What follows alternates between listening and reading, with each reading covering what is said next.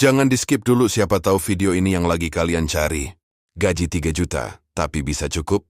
Gaji 10 juta, tapi tetap kurang. Kenapa? Pernah nggak sih kamu ketemu orang gajinya cuma 3 juta, tapi hidupnya tenang?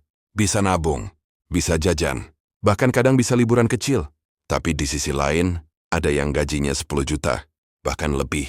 Tapi tiap akhir bulan selalu bilang, uang gua kemana ya? Pertanyaannya, masalahnya di angka gajinya? Atau ada yang salah di cara kita mengelola hidup? Hari ini kita bahas jujur-jujuran. Kita sering berpikir, kalau gaji gua naik, hidup gua pasti lebih tenang.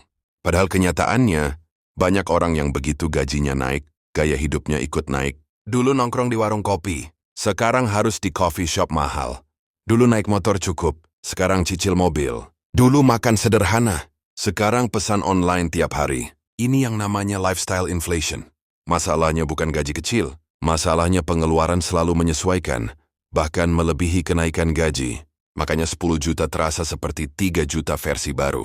Ada satu hal yang lebih bahaya dari gaji kecil. Namanya, mentalitas merasa kurang. Orang dengan gaji 3 juta biasanya sadar batas. Dia tahu harus mengatur.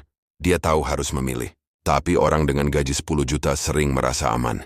Merasa masih ada. Akhirnya belanja tanpa hitung. Cicil tanpa mikir panjang. Dan lupa bahwa pengeluaran kecil yang konsisten bisa lebih berbahaya dari satu pengeluaran besar. Bukan soal besar kecilnya uang, tapi soal seberapa sadar kita menggunakannya. Kita buat contoh simpel. Orang A, gaji 3 juta. Kebutuhan pokok, 2 juta.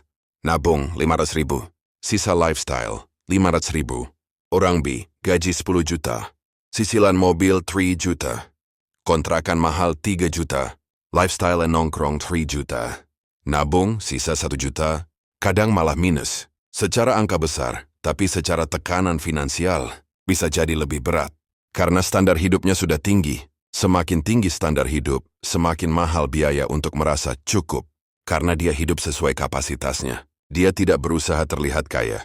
Dia fokus bertahan dan berkembang. Dia tahu prioritas. Dan yang paling penting, dia punya batas. Sedangkan banyak orang dengan gaji besar, tidak punya batas. Ingin ini, ingin itu, takut terlihat biasa saja. Padahal, hidup tenang jauh lebih mahal daripada gengsi. Jadi harus bagaimana?